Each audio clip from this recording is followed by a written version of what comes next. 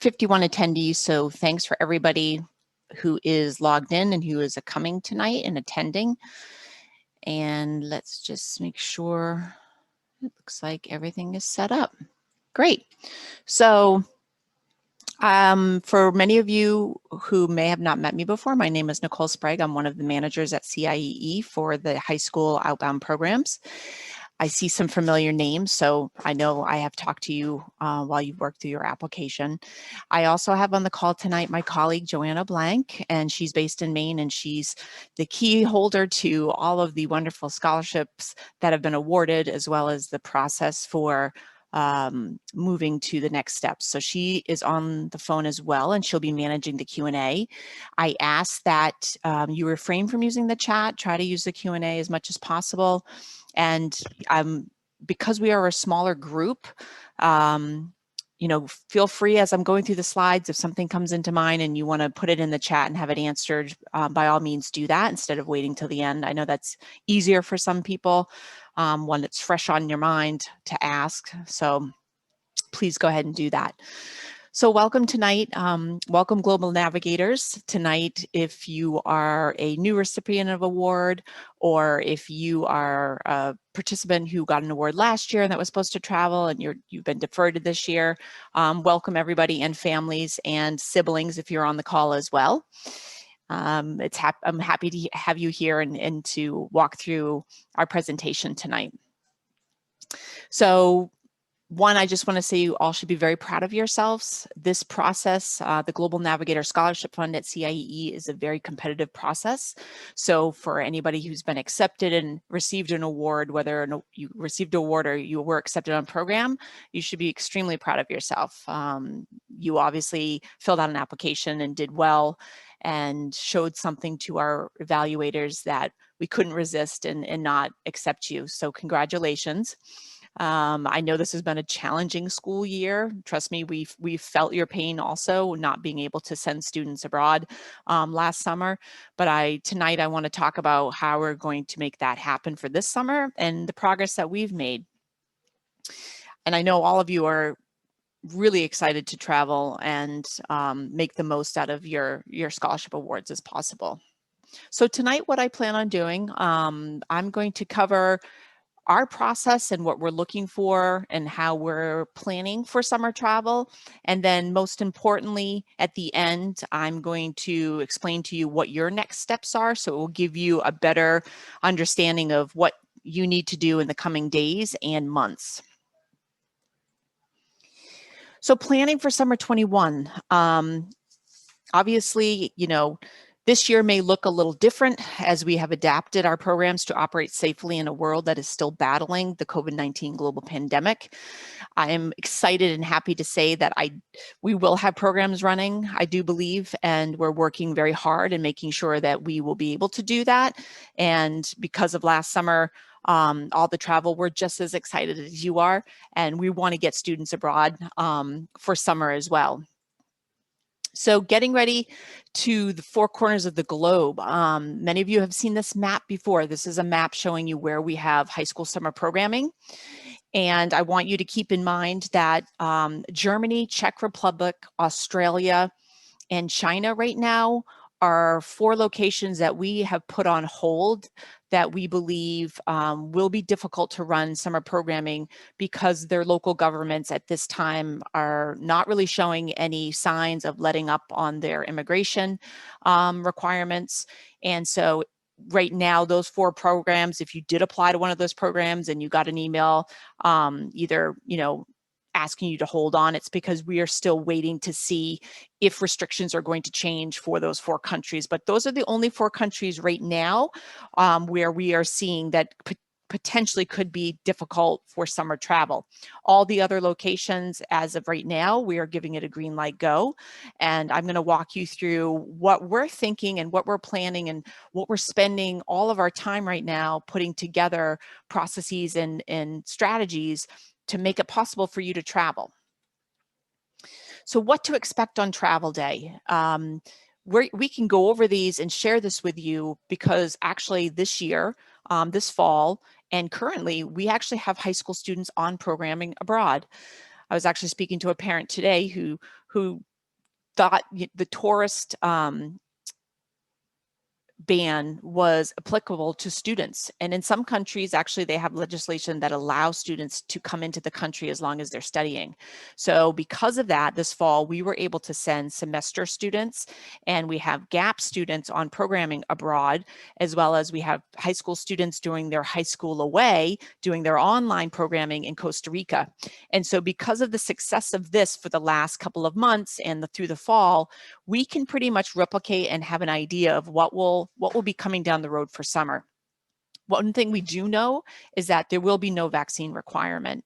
If we have parents on the call, you'll know this is pretty obvious because they're not even giving vaccines to youth and children at this point anyways. So we don't believe, and we will not be having a vaccine requirement. What we do know, though, is the COVID-19 PCR test, which is available for students to take. We have been using that for all of our students, and many countries are requiring that before entering the country, 72 hours, that you have a negative PCR test. So for students that are traveling currently on our programs, they have been doing a COVID test 72 hours before travel, and we're able to upload that into their account, and also on the travel sites that some of the countries have where you have to log your departure and when you're coming and your results. And so we know that's probably going to stick, and that will be something that we will be expecting for travel. We're going to ask all of you, not just now, but in pre-orientation before you travel, that you be smart and limit your exposure, just like you would right now if you leave your state and your parents go to take you to travel somewhere to see friends and relatives. When you come back, you have to report that to school that you've gone outside the state, and many districts are asking you to stay home to quarantine for 10 days. So we're going to ask you to be smart before travel. We want you to travel, and we also want to make sure that you're safe, and we want to make sure that our staff and our centers that you're going to can remain safe. So we ask that you please limit exposure 10 days before travel. So just be smart. We'll be reminding you that throughout the time before you travel. The other thing is that if we have any countries that are going to be requiring extensive quarantining upon entry, we will make the decision most likely not to run programming. It would be really hard to keep the academic rigor of the objectives for programming in the summer if we had to quarantine, and it really wouldn't be much fun for you guys. So we're going to say right now that if that's the case, we probably won't be running programs in those countries.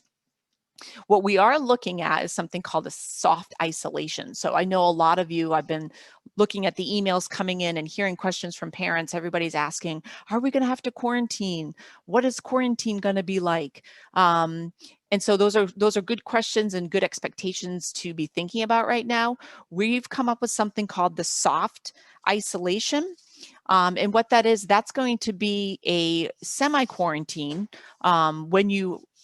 upon entry into a country. And what that's going to really look like is that we will require for the first 7 days of the program you to do a soft isolation quarantine. This means that you'll be wearing masks at all time when interacting with others. You'll be maintaining the 6 feet social distancing during our outings in classes and activities. We will be looking to create small cohorts of 10 to 15 students in each session. We like to call them your pod, and we'll be doing that to limit and to make the program a little bit more interactive with the 6 feet of distancing. So potentially those pods will be for the first 7 days of programming. And you'll be participating with some online classes your first 7 days as well. With your cohorts that you'll be placed in. Until you are symptom-free and you have a negative test on day 7, then we will be planning to return to in-person classes and abiding by the CIE classroom safety standards for COVID-19. So that kind of gives you an idea of what we're looking at. We're working really closely with our VP of Health, Safety, and Risk, as well as our upper management and our study directors abroad with with local restrictions to make sure that we can run a program safely and that we can make this happen for you. So these are I'm just trying to give you an insight to as what we're looking at and how we're going to be able to run programming. So there will be a soft isolation, self-type quarantine, and we'll be preparing more information on this and being transparent with you guys through emails and through conversations that we'll be having for the confirmation process. Many of you are on language and culture programs that come with a homestay, a host family, and so there's a lot of questions around how will this operate in the current COVID-19 environment. So I'm going to touch upon a couple of points here that we're working on for the homestays. And again, we're in the process of working in interviewing our families again and making sure that we can set up a successful homestay placement for you guys, because within the language and culture programs, you know, this is an integral part of your immersion experience, and we want to make sure that we can do the homestays as part of your full immersion language experience.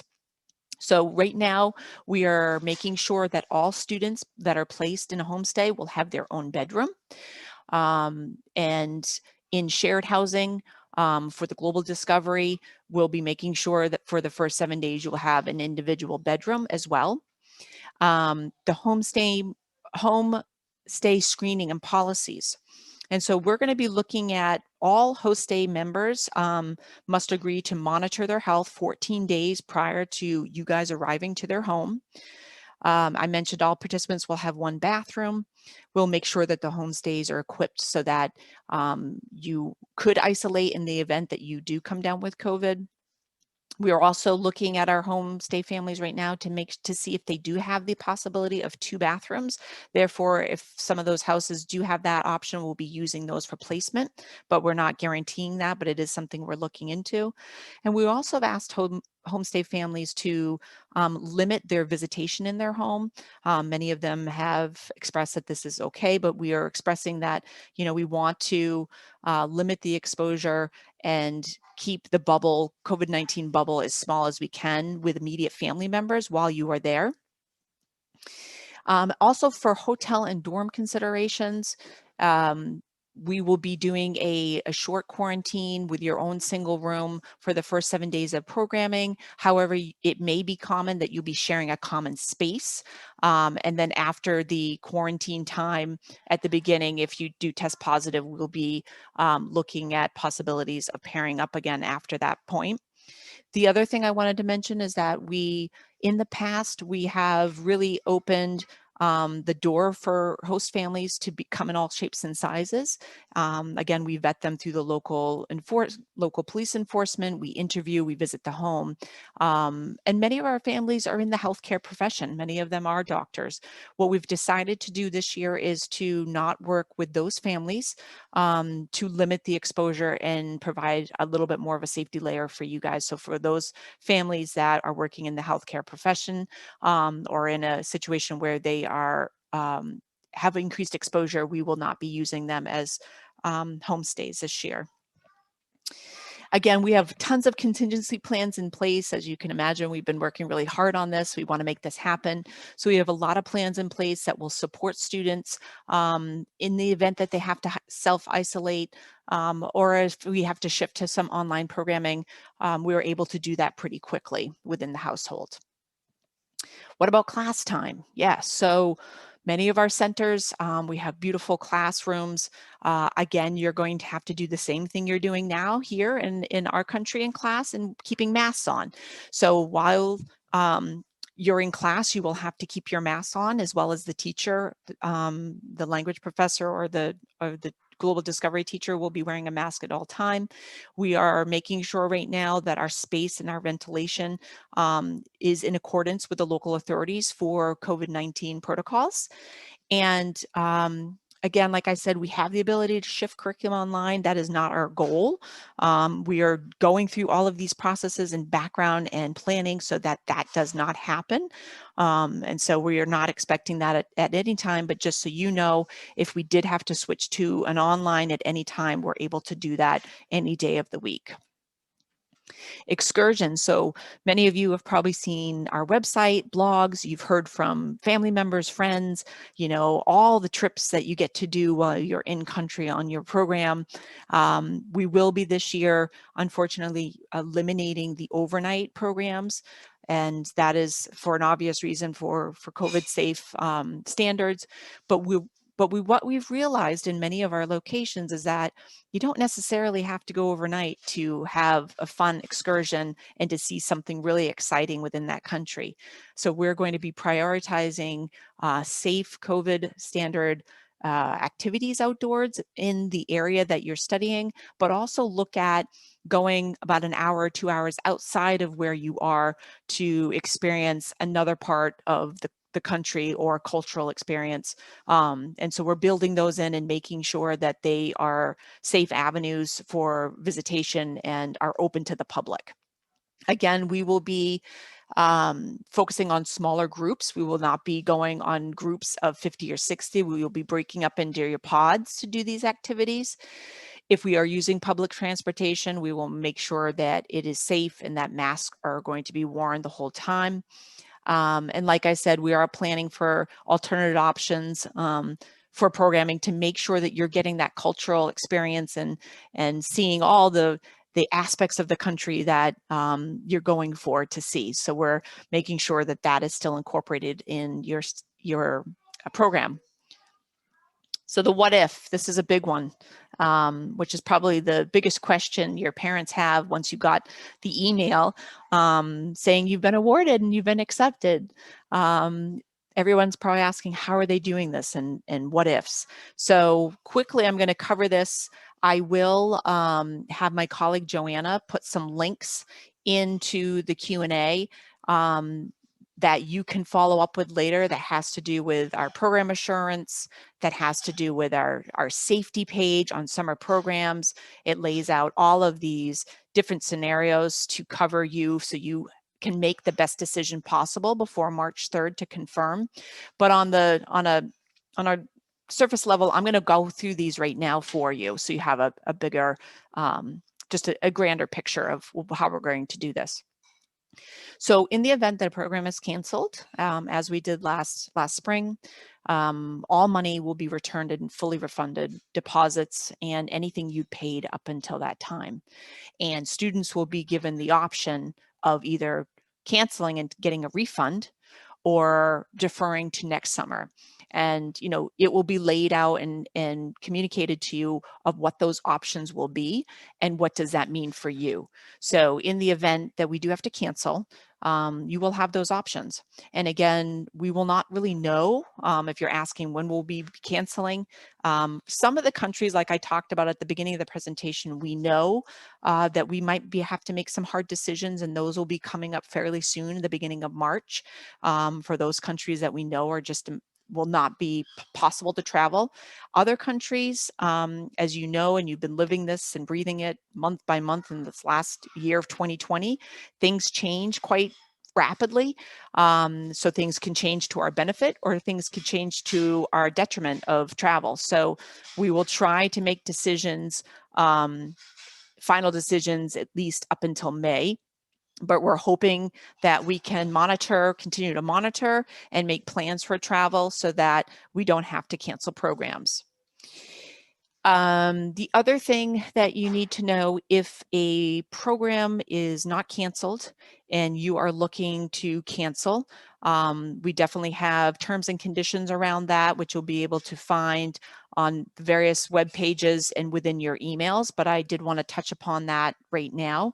For anybody that is going to deposit, if you're looking that you really want to go on program and you're going to confirm by March 3rd and you have a acceptance deposit required, if you make that deposit and you find out that we have changed programming, what we consider drastically from our normal programming that's been shared with you. For instance, you're going on a language and culture program, your homestay has been canceled and we're moving into a centralized location, you'd be able to cancel and get your deposit back.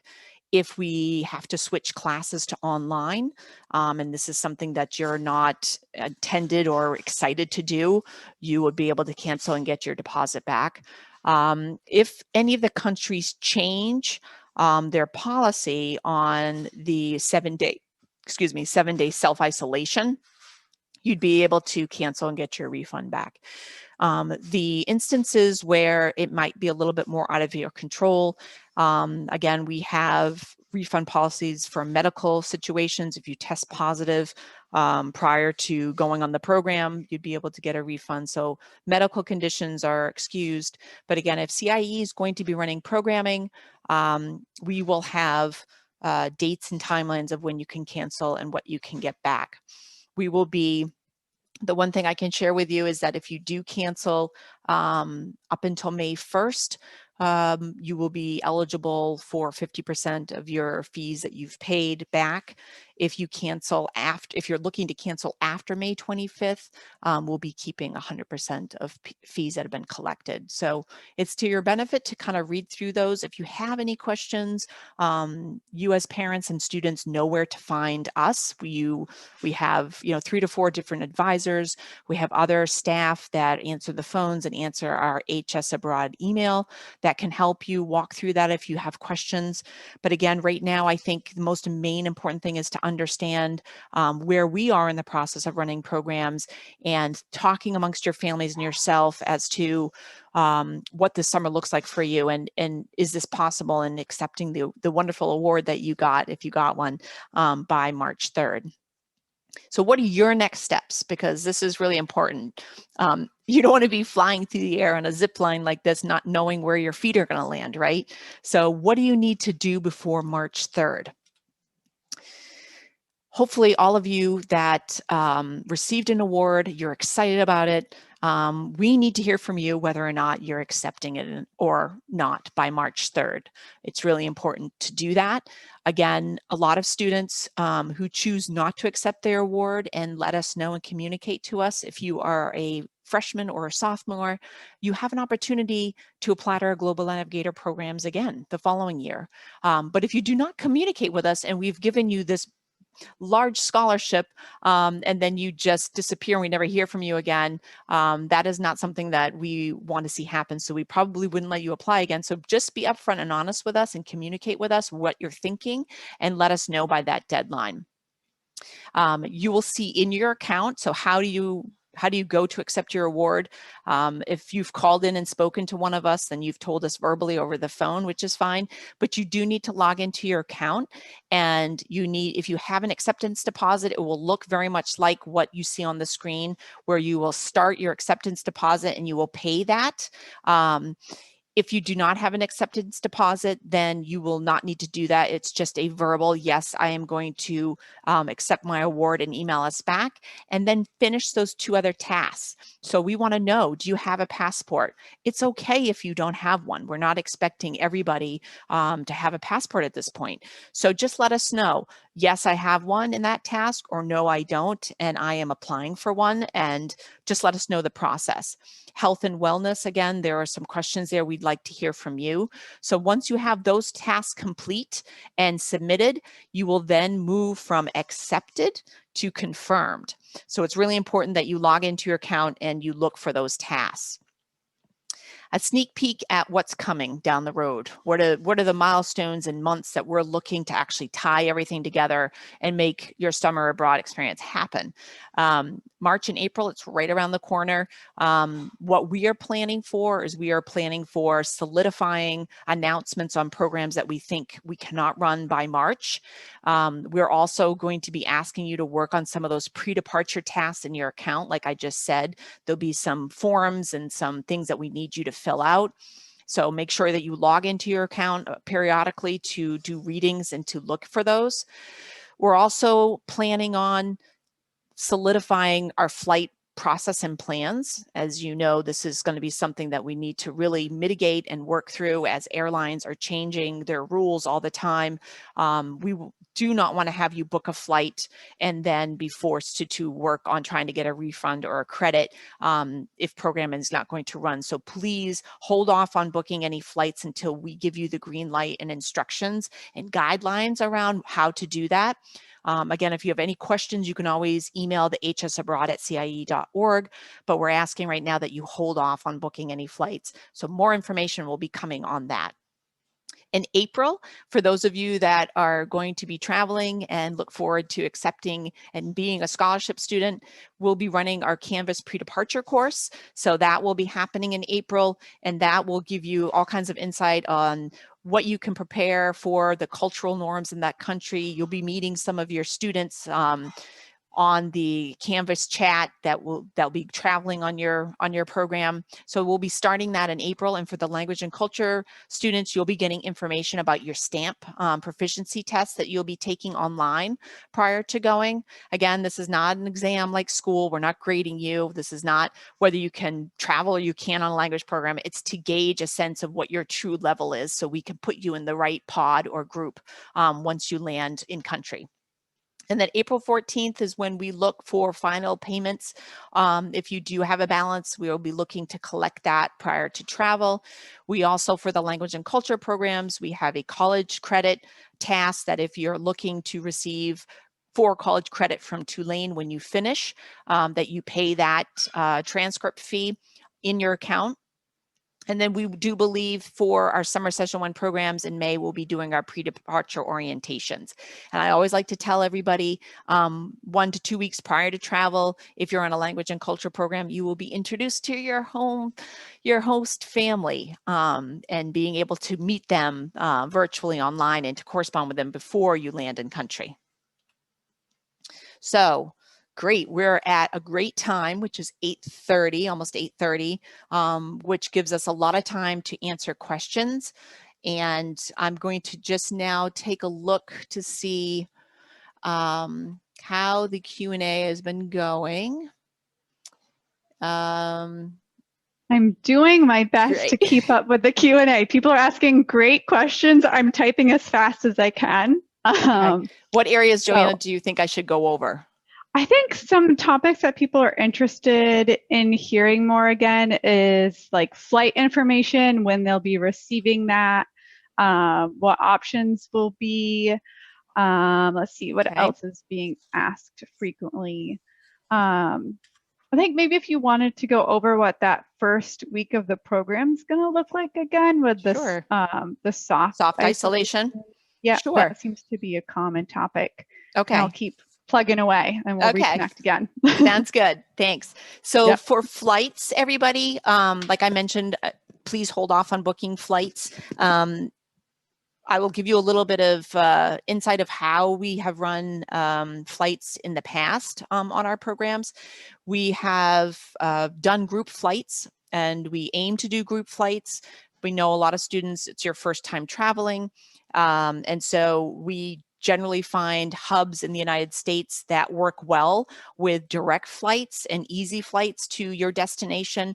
So we'll be working with we have a student airline service called FlightFox that we've been working with for several years, and they're amazing and incredible at managing all of the students' flight paths and coordinations on flight day and working with us. So we're going to be working with them at putting together the destinations that we're going to be going to and coming up with hubs that we'll be having flights go out of.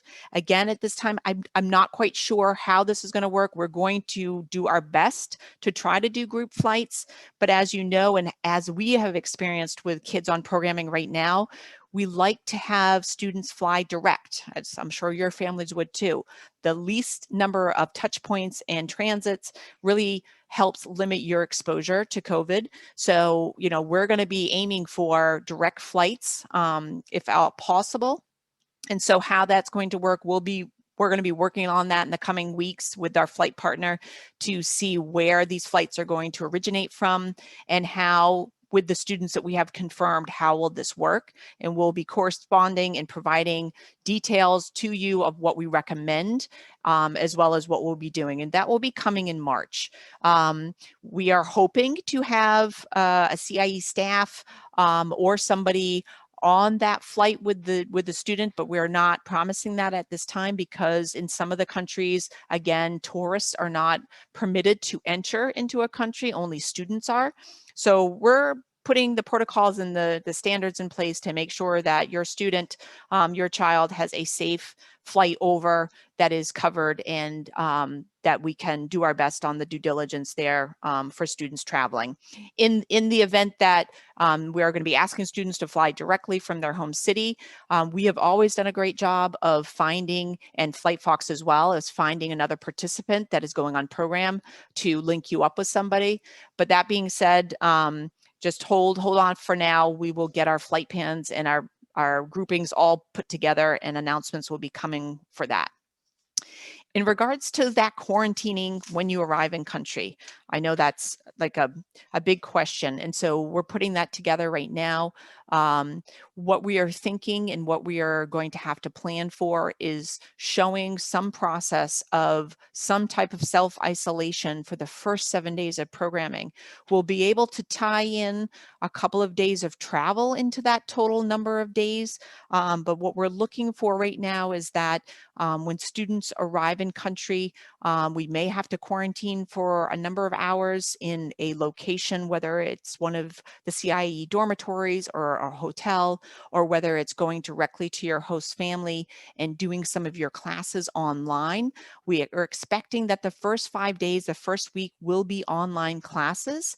But however, we are going to be running your groups of pods on excursions and get-togethers during the day. So as of right now, we're working through all those plans, but you can expect that the first week will be some type of hybrid model, something similar to probably what you're doing now if you are in a hybrid model, so that we can make sure that we contain and we get negative results, so that we can go back to what we would do as a normal programming as best we can for the next 3 weeks of your programming. Trying to think what else I can cover for you if there's any more questions around the soft isolation. And I will say the reason why we are also doing that is because many of you, even though you're going to show us a negative COVID test, you have transit and you have travel. And so we want to make sure that we keep the group and our staff and our families safe as well. And so we have to do that soft isolation at the beginning to make sure that nobody has caught COVID en route to programming. So that's something that we want to monitor. Any other topics, Joanna, you think I should cover? Lots of questions. Thank you guys for... Lots of questions. One common question I'm seeing is what your acceptance deposit amount is. So maybe you could just touch on, if your remaining balance is under $1,000, that's your full deposit, and if it's over $1,000, your total remaining balance. Those two scenarios. Sure.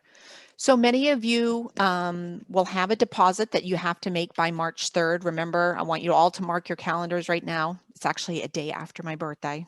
So I won't be forgetting the deadline. So March 3rd is the deadline. And so some of you do have a deposit that needs to be made.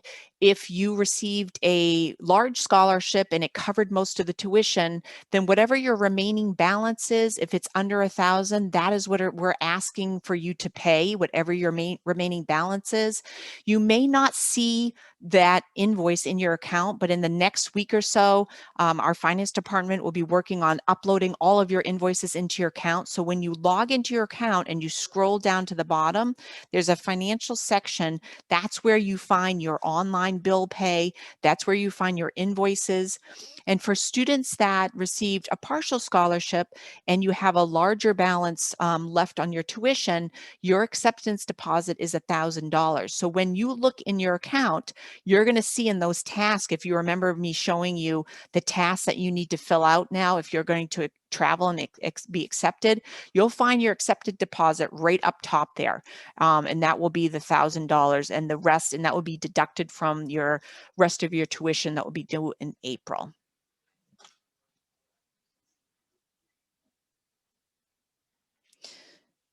So I see a lot of questions too on deferrals. And it's a good thing to be thinking about that. I'm glad people are asking that question. Again, I would ask and please ask that you hold on tight, meaning use the time between now and March 3rd to really talk over all of the scenarios and accepting your award. If you've been accepted to a country that we will be announcing that we will be canceling, we will give you that option to defer. But if you've received an award and acceptance for this year, we're trying to make sure that we can use these scholarships and that we can travel this summer. So again, you know, there's a balancing act here, but there's the option to defer if your program is canceled. And some of the country locations, my inkling to say right now is some of the countries we will not be able to run the programming because of the restrictions they have on coming into the country. So equipment, I'll touch on that because I see a bunch of questions about laptops and equipment and phones. We will, in your orientation and in your readings, in your accounts, you'll see information about equipment, what to bring and what's needed. For the language and culture programs, you are given a domestic cell phone when you arrive in orientation. It's not a fancy smartphone like you guys all have. It's a phone to be able to use to call your friends and your program leader in the event that you need something or if you need instructions. Again, students are allowed to bring your cell phones. I don't encourage it because there are different data plans and it's a really tricky situation to put international calling on your phone. But again, you can talk to your parents about that. Tablets and laptops will be discussed and information will be coming. We'll be asking students in your account if you will be bringing your own laptop if you have one. If you don't, we'll be making sure that we can provide tablets in country or some type of equipment for your programming. We're not going to have you go on programming and not have the necessary equipment to be successful in the programming. We have recorded this tonight, so that link will be available and emailed to everybody that attended tonight if you'd like to listen to it again. Also, I will let you know that we will be running these Q&A sessions throughout the week. So Jeremiah, if you want to jump into all these, you can. But we will be having them on different days of the week during different times. And you can find that, Joanna, if you wouldn't mind putting the link in the chat of how they can find the Q&A sessions during the week. And I'll add that again. Okay. And there's also did you want to talk about the health safety town hall with Bill Bull? Okay. Yeah. And I'll add that link as well. Okay. And so all of you, I'd like to say that you have to go, but again, I can't do that. I can't handcuff you to these webinars, but I strongly, strongly recommend. You've been invited to attend a town hall next week, February 24th. There's 2 of them. One is at 7 for all of you language and culture participants, and one's at 8 for the global discovery participants. This is going to be an incredible, informative webinar from our CEO and our VP of Health, Safety, and Security. They are going to run through all of the stuff in better detail than I could about how you can safely go on programming this summer and what we've been doing throughout the year to make it happen for the students that are abroad now. But I strongly suggest you attend that. That will give you some insight on how we make decisions, how we change our current ways of programming to make it COVID safe, and how we're doing things already. And it will give your parents the opportunity also to ask questions to our upper management. And so please mark your calendars. Joanna has put in the chat the Zoom link that you can register for those events. But it's a strong encouragement that I think this is a good opportunity for you to hear in more detail about programming this summer. Another topic I think, Nicole, that'd be good to go over is maybe not receiving your first choice program for the scholarship, why that might be, and then resources for learning more about the program you were awarded to, like the blogs, the website, those sample itineraries, and just taking some time to think about it after maybe that initial disappointment, taking some time to think about it and research that new country, and getting excited for a new experience.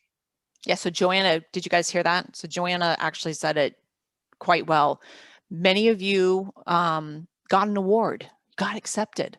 But you know what? We asked you, remember when you did your application, we asked you to pick 3 of your top choices. I mean, if you look at the roster of programs that we offer, I mean, you can't go wrong with any of them. Getting an experience to travel abroad and be in another culture and meet new US high school students abroad is something very wonderful. And the fact that you've got it in a scholarship to do this is another very unique thing. There's not a lot of organizations out there that are providing scholarships like this for you to travel in the summer. So some of you got an email. You may not have gotten your first choice. Why is that? Well, we only have so many seats, and we have a lot of talented individuals like yourself that apply. And so we have to have a ranking and a rating of applications, and we have to award students that did really well on their applications, their first choice. And sometimes we just run out of seats in that program or the scholarship money for that program. So that's why we go to your second or third choice. And honestly, I don't want you to be upset about not getting your first choice, because going abroad now, I promise you, when you come back, you'll be setting your eyes on either going back to that country or being able to go to your country of choice in the future. So your main goal is being able, as an American high school student, to go abroad.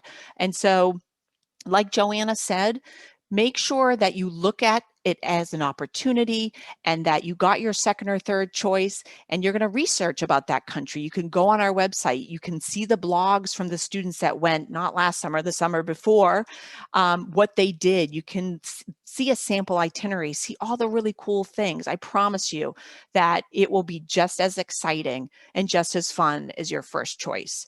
And again, it's a competitive process. If you did get accepted and you got an award, like I said at the beginning of the presentation, like that really is an accomplishment in itself. It's something to be proud about. It's something to share with people. So again, being able to have that opportunity, take the opportunity to read about where you're going and learn about all the neat things you're going to be able to do in the summer, rather than being back home in your own community.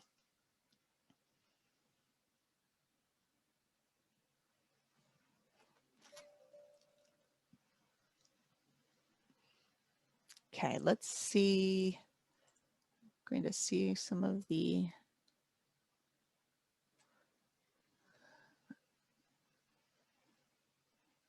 So this is a good question. Someone said, if many people decline their acceptances this year, will that extra scholarship money be able to be redistributed? So that's an excellent question. Very smart. So we do not redistribute awards.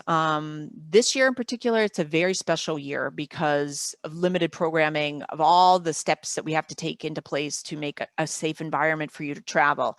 And so that's why we had the one scholarship deadline. We're going to stick with the amounts that we've awarded this year to those participants. And a lot of participants, you say, are canceled, but some of them will defer. So they will hold on to their scholarship for next summer. But we will not be doing another reaward. There's just not enough time, and particularly in an environment that we're in right now, with countries having border control and flights picking and choosing where they're going to fly and who they're going to let on. We're going to keep to one deadline this year. So we will not be reawarding. And if you didn't get a scholarship this year, I encourage you to look at our eligibility for next year. You can please apply again. But again, we always have the Global Navigator program next year. So can you receive a scholarship next year even if you travel and accept one this year? Taylor, great question, because it's very common. And I think it might happen to you as well. You'll go abroad and you'll come back and you'll be like, I want to go right back. And so you can reapply.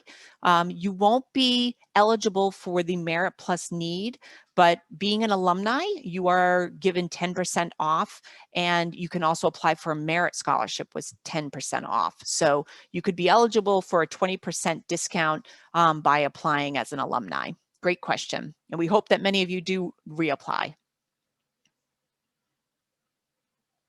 So I'm going to touch upon, Joanna wants to give me a hint of another subject. One thing I'm seeing in here, and I will say a lot of people are asking, can they switch sessions? Our policy about awards and program acceptances is that we cannot move a scholarship award to another program.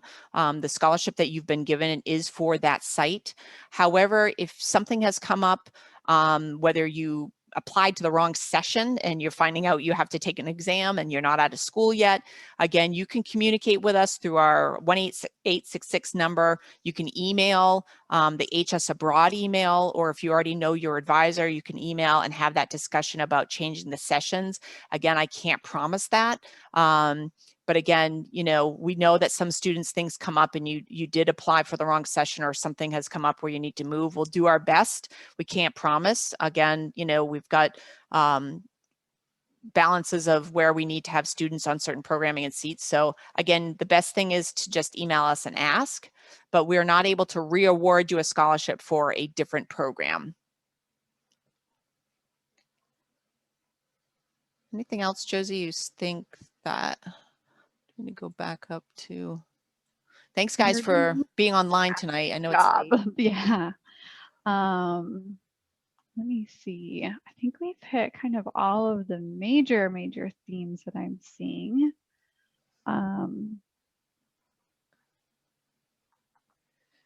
So a couple of juniors, like I'm seeing students that are current juniors that applied, and this just was not the year for you to go. It's not going to work.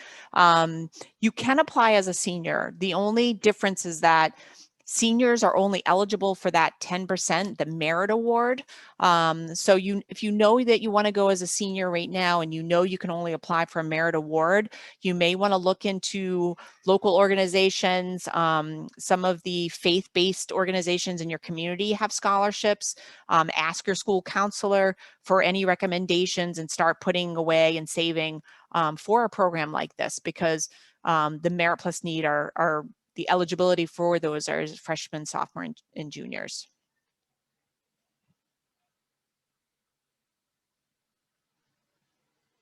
So a parent has asked, she's logged in to listen to us tonight. Thank you very much for taking the time to join. If your student is working, good for them, and couldn't attend, there will be a recording, but there are also Q&A sessions planned throughout the week. And you can find that. I will actually, Joanna probably put it in the link already, but there is Q&A sessions on Tuesdays and Thursdays. Let's see, we don't have, so Tuesdays and Thursdays, there's a 7 and 8 o'clock. So students will be able to find this also in their acceptance email, but Joanna put the link in the Q&A, the chat right now, where you can find it on our website. So of course she can attend another one.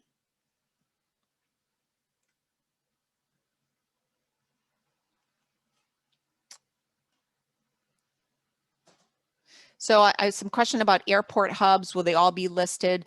It's hard to tell right now. From past experience, we generally pick hubs that have direct flights, and it may be that you'll have to choose between flying directly from your city or town, or having a domestic leg to the hub that we have a group flight out of.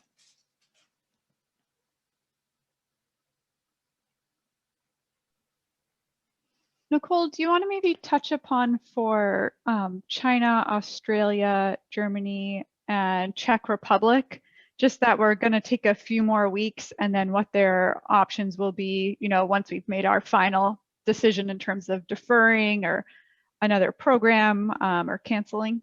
Okay, sure. So Yeah, when we went back, when I showed you the world footprint of where we are offering programs, the 4 locations that we know of right now, that we have, you know, pretty concrete information from the local authorities and governments, Germany, Australia, China, and Czech Republic. We are not really having a lot of faith that we can get students in country based on what's been happening. And we, you know, at this point, we're still holding out until a couple more weeks to make those decisions to see if anything gets changed or lifted. But if you are a student that has been accepted or received a scholarship or are confirmed on one of these programs, you will be given an option via email. We'll probably be doing a call campaign to you as well. We will give you the option of potentially choosing another program to travel on in the summer. We'll figure out what those options will be for you. We will probably also be able to ask you if you want to defer to next summer on the same program. Again, also being, you can cancel and forfeit your scholarship for this year and reapply.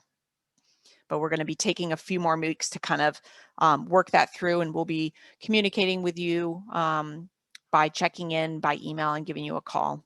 So thank you for being patient. I'm sorry that those, if you fall into that category and that happens to be one of the countries that you wanted to go to, we're working through those details and we'll have options for you.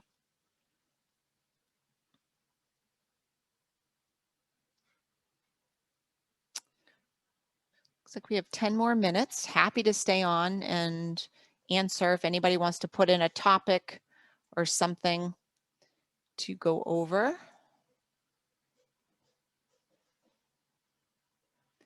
One thing I do encourage you guys to do is to go on our website and explore the country you've been accepted to read all about it. Make sure in that acceptance email, there's a lot of information in there. There's a lot of great links for upcoming webinars, also for reading and seeing the terms and conditions if you have missed or you still have some questions about, you know, how can I get money back? What are the stipulations? What are the dates? Check on those links in your acceptance email. Again, you can also reach out to us and email us, but a lot of that information is outlined in your acceptance email and on our web page. So for people that don't have passports, yeah, so we're not expecting you guys to all have a passport. If you are going to be confirming to travel, we recommend that you apply for a passport. Remember, one of the tasks that you have to do when you are accepting your email, accepting your award, is to tell us, do you have a passport or not? So if you check, no, I don't, then you'll want to just indicate in there that you'll be applying for one soon. And if you know the date, if you've already done it, you can put in there the month and date. That's fine. But you want to start thinking about that fairly soon. The State Department has been backed up with passports, as you can imagine. So, you know, the sooner the better. If you're looking to travel, I would get on that so that you're not doing it at last minute and paying more money. But if you do a regular service application now, you'll want to walk through where to go and do that. Sometimes the local post offices have the opportunity for you to pick up an application, or you can fill it out online and then drop it off or mail it in. So again, we will be providing a reading in your account that you can look at for instructions on how to get a passport.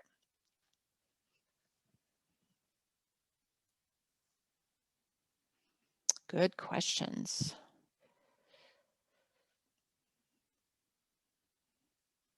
So a lot of you want to know how many students are going. So again, our numbers are, you know, I don't have access to that right now. And again, numbers change based on who's deciding to go and not. I suspect on the countries that we will be running, we will have really good size groups, which is awesome and a great sign to see. We'll be expecting you all to take your selfies on the plane and hashtagging CIEE and sharing with us that you're traveling. But I suspect that for the countries and the programs that we will be running, it will be a good cohort of students. I mean, it could be in the amount between 50 to 200 in some locations. So there'll be a good group of students, and you'll get to meet these students on your programming once we start orientation in the Canvas course. And you never know, we might come up with a little social media surprise for you down the road of how to connect with your fellow soon-to-be friends. So stay tuned for that. Deposits do go towards your final balance, yes. So if you have a final balance and you have to put down a deposit, that is deducted from what you'll owe in April, for sure.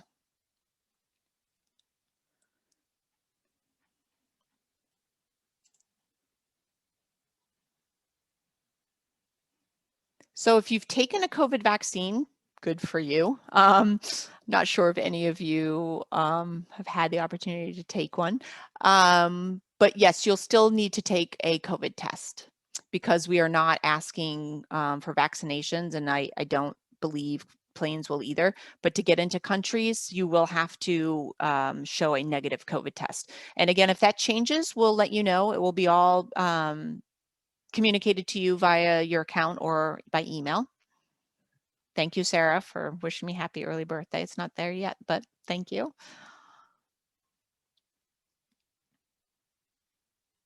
What other questions you guys have? Thank you so much for coming tonight, taking your time on a Thursday night. Hope everybody's staying safe and warm. Some of you live in parts of the country that you've never had snow and ice, so that must be fun. Go outside and don't break a leg, but make a snowman. And again, you can always reach us. You know where to reach us. Think about, where you've been accepted. Congratulations to all of you for being on the phone here and being accepted. This is a wonderful opportunity. Travel and study abroad and global education's been on a pause, but it won't be for long. So we're really happy to have you in our organization looking towards these goals for the future. Joanna, anything you think that I could cover the last couple of minutes? Let's see. Some students asking about college credit. You haven't missed your chance to earn college credit for those language and culture programs. So once you're confirmed on the program later in March, you'll be given the option to elect to earn college credit. So you have not missed your chance. Don't worry. Once you're confirmed, we'll start working on that in the next couple of weeks.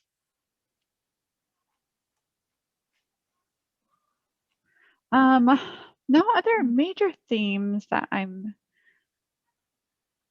seeing. I'm still at 8:30 in terms of the questions that I've gotten through, but God. We have some folks that asked about a recording or sending the slides around, and we'll check in with our marketing team. I know this is being recorded, so we'll check in and see if we can, share the slides or a recording link. Like Nicole mentioned, we are hosting additional sessions just like this one. Those links are in the chat. And then also the health, safety, and security specific town hall with our VP of Health, Safety, Security and VP of Global Navigator programs next Wednesday. And those links are in the chat as well and in your acceptance email. Yeah, and some of you actually, I was looking at some questions that just came in. Some of you go to a Global Navigator Partner School, which is awesome. And you're asking, how will I know if any other students from my school go? I will be, with our other advisors, sending the Global Navigator schools, the list of students who have been accepted. So your contact at your school will know by next week who are the students. So I'm sure if you want to find out who the contact is at your school, you'll be able to find out if there are any other students from your school accepted. In many cases, there were.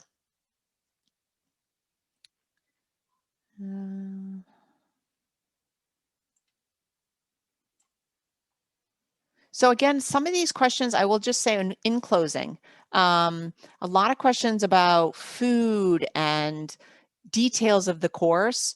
A lot of that you can find online in the blogs. Again, you can email us, but if you spend some time reading through your country profile on the website, you'll really get a taste of what's going to be coming your way when you're on programming. And there'll be a lot more information coming. There'll be readings posted in your account that you can read. Again, your Canvas course that will be coming up, your pre-orientation, is going to cover all of that type of stuff in regards to what to bring, what's the cultural norms, what should I wear, what's the climate going to be like, what am I going to be studying, what do I need to do before. So all of that is coming. Now you should just be celebrating the fact that you got accepted, you have a scholarship for some of you, and that there's a possibility of travel. So I'm going to end there on the note of summer travel. And we're super excited. We're very happy and proud of all of you. And thank you for coming tonight. And again, please come back to one of our sessions. Thanks, everyone.